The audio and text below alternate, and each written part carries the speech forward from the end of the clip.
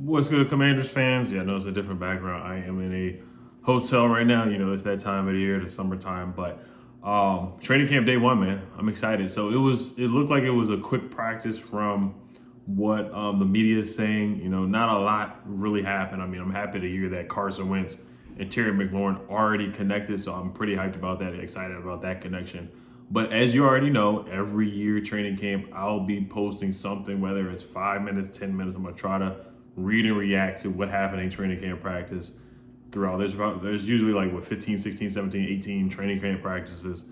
Go over that, just read and react and just say what happened until we get to the real season. But I'm excited, man. I can't wait. I'm pretty hyped. Tonight I will be on Real Robinson's channel at 9 p.m. Eastern with Louis T and Street Scores on Real channel. So it should be a lot of fun. First tweet is from Nikki Javala. She says, Antonio Gibson is working on the side field to start day one of camp. Ron Rivera explains it. I'll go to the tweet later where he explains why. It was basically an abundance of caution. Now, Curtis Samuel did practice today, so that is a big thing. Saw him dancing around on the Eastern Motors commercial, so I was like, okay, that groin looks good. So he should be practicing when I saw that commercial. John Kime says, running back Antonio Gibson working on the side field. Had a minor hamstring issue out of minicamp, will gradually ease him into more work. So, and that's a good reason why we drafted Brian Robinson. Maybe it might have been a little too early in the third round. Maybe you could have got, what's the running back from Florida? I forgot his name, Damian Pierce or something like that in the fourth round or fifth round. But Brian Robinson, he's a tough running back, man. He's an in-between the tackle guy, and he does not fumble. And it's a long season. So Antonio Gibson has had the turf toe issues,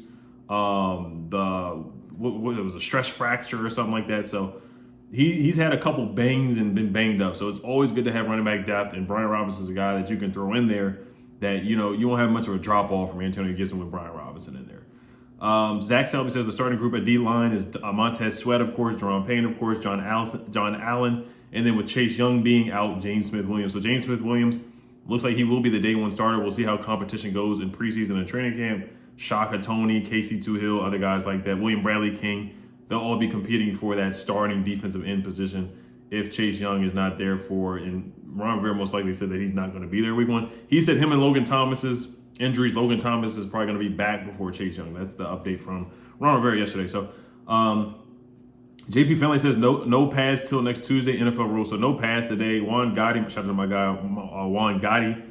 He tweeted, said no pads for today, for day one, JP Finley. And JP Finley answered my guy Juan and said no pads for today for about a week. They won't have pads. But they did have those pads on their heads, on the helmets.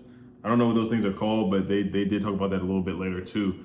Zach Selby says Heineke airs it out to Cam Simmons, but the pass fell incomplete with Derek Forrest providing coverage there. So Derek Forrest making plays, man. He could be that Buffalo nickel, starting linebacker / safety. So, you know, who knows? Derek Forrest, this is a big year for him. He had a redshirt season last year, so they're expecting big things from him this year. Can he contribute and get more snaps than just special teams? Zach Selby says Troy Apke has an opportunity for an easy pick from Heineke, but lets it pop out of his hands. As Coach Chris Harris would say, I guess Troy doesn't like nice things. So Troy Apke had hands like a snake. We already know he's a practice warrior. Was the training camp MVP a couple years ago, so we know what Troy Apke can do. He probably will make the roster. I mean, he's got to catch that interception. So we don't want to see him playing corner. We don't want to really see him out there playing safety. But he's a solid special teams ace. The only thing in that Giants game where he was supposed to field the punt on the 1 yard line and he fooled around and missed it. So it's like, okay, are you really as great as they hype you up to be as a special teams player or a special teams ace? Zach Selby says McLaurin beats his man, snags a bomb from Carson Wentz. I'm sure I'll be saying that a lot this season. So that's the play of the day for me. That's the one that got me hyped that I'm reading right there. That got me hyped. Seeing Terry McLaurin, seeing Carson Wentz get their chemistry together. They did not, Terry wasn't there for minicamp. They did work out personally with or without the team with Carson Wentz and Jahan Dotson, some other guys. Cam Sims was there. Gibson was there. Some other guys from the team were there as well. So they did work. I want to say it was in California with Carson Wentz. So they did get the chemistry there. So I'm loving to see it right now in practice because those two, man, Terry McLaurin's the best wide receiver that Carson Wentz has played with. And Terry McLaurin and Carson Wentz, I think they're going to have a good relationship. Carson Wentz is excited to play with Terry. That's what he said on a lot of pressers when he first got traded for. So that connection right there, man, I can see it, man. I can see Terry McLaurin burning a lot of NFC East DBs, a lot of DBs, and Carson Wentz is going to be the best quarterback that Terry's played with as well. So I'm excited to see that duo. Zach Selby says back-to-back grabs from Dax Milne. Milne made the roster as a 7th round pick last year. Interested to see where he lands this season. So I've heard more stuff off of the field about Dax Milne than on the field this all season. I think you guys know what I'm talking about with Dax Milne, but he's going to have a tough time this year. Him, Alex Erickson, Marker Michelle, Jaquez Ezzard, those guys are going to be fighting for that last wide receiver spot. I do not see them keeping 7 guys. I see them keeping 6, but that is good to see from Dax Milne. You know, he could be a punt returner as well, so they have tried that with him last year. So it will be intriguing to see if Dax Milne makes the roster. Zach Selby says Brian Robinson made a catch and was immediately met by William Jackson III on what would have been quite the collision after the play was over. Both players smiled and pointed at each other. So we need William Jackson to step up this year, and if Brian Robinson can provide some catching out of the backfield, that would be a plus. You got J.D. McKissick and Antonio Gibson. All those guys can catch out of the backfield, so definitely will bring some versatility there at the running back spot. Nikki Javal also talked about the pass from Carson Wentz. She says Carson Wentz just threw a deep ball along the right sideline, and Terry McLaurin caught it while falling backwards, similar to the catch he had against the Chargers. So that was a Houdini, just pull a rabbit out of the hat type of catch with Terry McLaurin. It looked like he didn't even see the football. Like he just laid back and caught the football. It was an incredible catch. That was a top 10 all-time catch I've seen in the NFL. Zach Selby says J.D. McKissick sprints to the sideline for a sizable gain. Nice to see one of the best pass catching running backs still playing exceptional. I'm very excited that J.D. McKissick is here. I was pissed off when the Bills had negotiations with him. I was very upset about that. I was like, bro, like he was our second best wide, not only one of our better running backs, but he was our second best wide receiver out there. He was our second leading wide receiver in yards behind Terry McLaurin. So I was like, y'all really just gonna let this man go? It's just ridiculous. They got lucky with that, keeping him. So Matt Paris, this is basically all the plays that really happened. Matt Paris says, my computer just reloaded for some reason here. Matt Paris says, training camp day 1 team observations. The Commanders are definitely rotating who they're using in the slot between Curtis Samuel and Jahan Dotson. Really depends on the formation, but that's good versatility to have. The 3 main wideouts have been Terry McLaurin, Curtis Samuel, and Jahan Dotson. Those are going to be your starting 3 wide receivers, and it's just speed all across the board. Good hands, guys who are not one-trick ponies that have versatility, good route trees, good route runners. So the clock is on Scott Turner, man. You got weapons. You got Jahan, you got Curtis, you got Terry McLaurin. So, and you got a solid quarterback in Carson Wentz. So this is a big year for Scott Turner too, man, who got a contract extension. John Conn says, at safety, Washington is rotating Derek Forrest and Percy Butler when they go to their 3 safety look to pair with Bobby McCain and Cameron Curl. Cam Crow in a box, St. Juice working as the nickel corner. So St. Juice has been getting a lot of nickel work. He stood out in practice today. He had a good mini camp and a good OTA, a couple of OTA practices as well. So Derek Forrest getting some burn, man. He really is. They really want him to play and go out there and be successful. He could be that Buffalo nickel. Same thing with Percy Butler. So Cam Crow is going to be your starting strong safety. Bobby McCain is going to be your starting free safety. Bobby McCain had a good second half of the year with the pick 6 on one of the worst quarterbacks in the NFL, Jake Fromm. John Con Dotson catches the ball quietly with smooth hands. So Jahan Dotson get a lot of praise, man. He gets a lot of praise, rightfully so. John Con says St. Juice getting some work in the slot versus different styles. One play is Dotson, then a tight end, then Samuel. So Ben St. Juice playing in that slot, guarding tight ends, guarding Jahan Dotson, guarding Curtis Samuel. He's getting some good work in practice. Zach Selby says a nice pass to Cam Sims to Carson Wentz, but Ben St. Juice comes in at the last second to knock the ball away. So Ben St. Juice making plays, man. He got that long wingspan. He's like 6'3", long arms, man.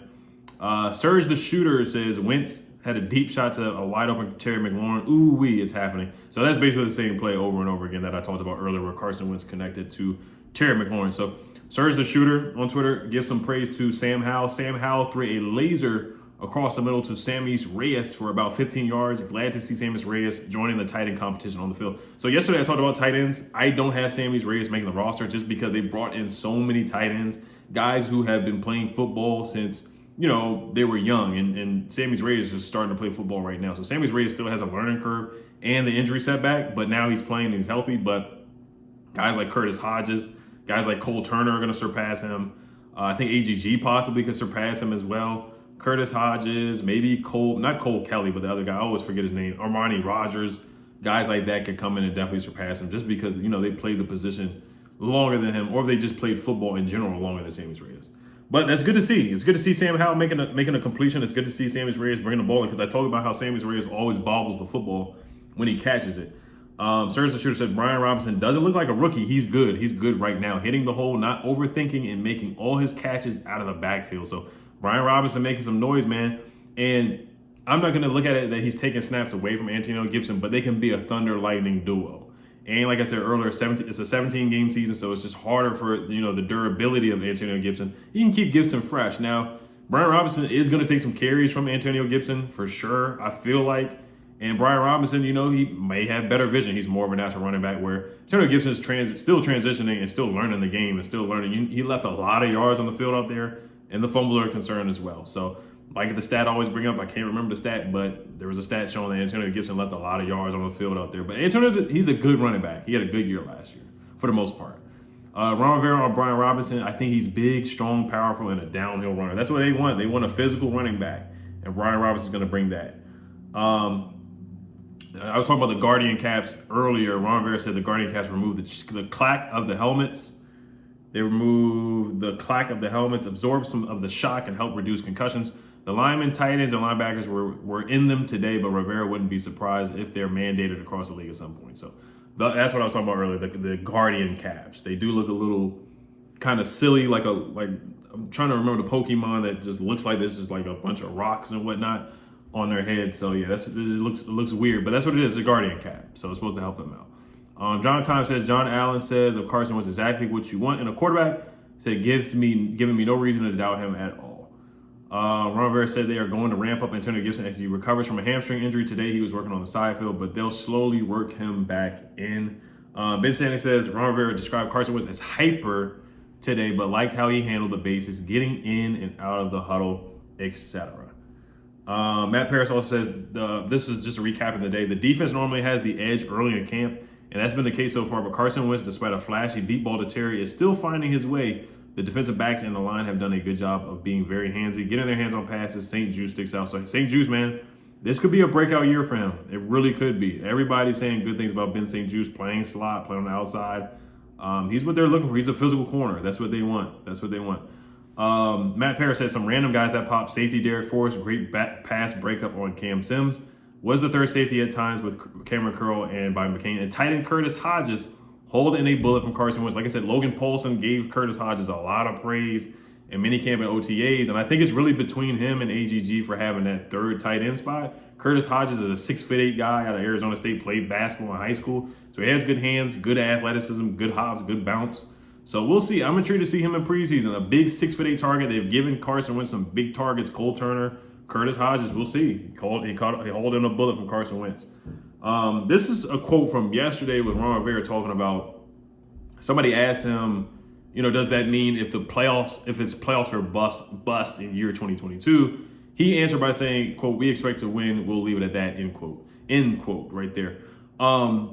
I do think I'm leaning toward it's either make the playoffs or bust, because look at this schedule. Man, we have the easiest schedule in the NFL. You play the Jaguars, you play the Lions to start out the gate. Both those teams had top 5 picks in the draft last year. I know the Jaguars will be a little bit better. They can't get any worse. The Lions can't get any worse. They got Goff, Jameson Williams if he's available. The Jaguars picked up Christian Kirk, who's solid. And they got a better coach in Doug Peterson. So I'm not going to sleep on those guys at all. But that is like the easiest 2 games you can start the season off with. You have to take advantage of that. You being a defensive-minded coach, your defense has to step up. You got to get the best out of your guys. And you're saying this year 3 is a big year, comparing it to the Carolina year. Everybody you bought in now are the guys that you want. Everybody from the previous regime is basically gone. This is your team. This is your roster. This is your coaching staff. This is the culture that you want, and this is year 3 where you need to step up. You have to win at least 9 games, or really 10 games with this roster. The quarterback that you brought in, you spent draft capital on. This is a big year for you. You cannot flop and go 6-11, 7-9, 7-10, or whatever. You cannot. And I do think it's a fireable offense. If they go 7-10 against this schedule, the Falcons with Marcus Mariota, Daniel Jones twice, Trevor Lawrence, Jared Goff, the Texans, we play the Davis Mills. No disrespect to Davis Mills, but it's a gimme schedule. It's a layup schedule, so they have to take advantage of that. I'm not just in the Bears with Justin Fields. I'm not taking away anything from those teams, because we can't sleep on anybody or talk big against anybody. But this schedule is the most layup schedule compared to last year with Aaron Rodgers and all the big name quarterbacks we played against, Pat Mahomes. He has to take advantage of that. And this roster with Curtis Samuel, Jahan Dotson, Brian Robinson, Gibson, and guys, and McKissick in this offense that has been the best offense that we had in years, you got to make something happen. You got to make the playoffs. I'm sorry. Sorry, not sorry, but you got to make the playoffs. All right, you guys let me know what you guys think. Hail to the Commanders. Peace.